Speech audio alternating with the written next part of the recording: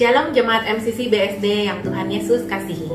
Semoga sukacita dan damai sejahtera dari Tuhan Yesus selalu menyertai Anda dan keluarga. Pembacaan Alkitab kita hari ini diambil dari kitab Filemon, ayatnya yang pertama sampai dengan ayatnya yang ke-25. Surat ini unik karena menjadi surat terpendek di antara surat-surat Paulus yang lainnya. Saudara, secara umum surat ini berisikan permohonan Paulus kepada Filemon agar Filemon berbaik hati kepada Onesimus, budaknya yang melarikan diri. Filemon 1 ayat 21 tertulis, "Dengan percaya kepada ketaatanmu, kutuliskan ini kepadamu. Aku tahu lebih daripada permintaanku ini akan kau lakukan." Filemon yang merupakan orang terkemuka di Kolose memiliki sejumlah budak, dan salah satunya adalah Onesimus. Onesimus melarikan diri dari Kolose dan membawa pergi harta milik Filemon.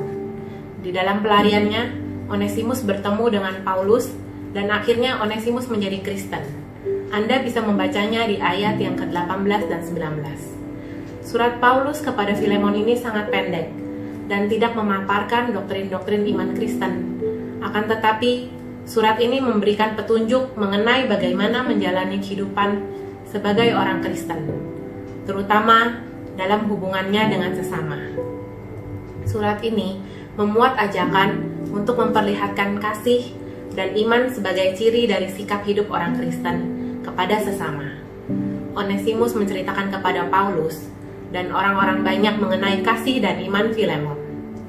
Kemudian, dasar Paulus mengutarakan permohonan kepada Filemon juga berdasarkan oleh kasih yang ada di antara mereka.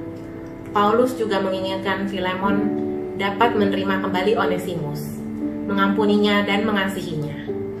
Kasih yang diinginkan oleh Paulus adalah kasih yang tidak mengenal batas sosial. Meskipun Onesimus adalah seorang hamba atau budak, tetapi tetap harus dikasihi sebagai sesama orang Kristen. Melalui surat ini, Paulus menekankan mengenai persaudaraan orang-orang percaya. Bagi Paulus, semua orang yang percaya kepada Kristus adalah saudara.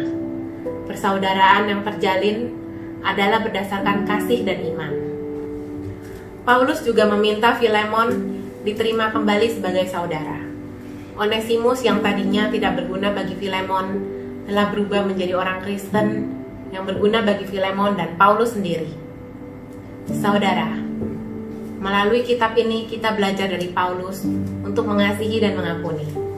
Bila Anda masih menyimpan kebencian, kemarahan, iri hati, dan dengki kepada orang lain, maka marilah hendaknya Anda mengambil keputusan untuk mengampuni dan mengasihi orang yang telah menyakiti Anda. Niscaya Tuhan yang akan memampukan Anda untuk melakukannya. Semoga renungan hari ini bermanfaat bagi Anda semuanya. God bless you all.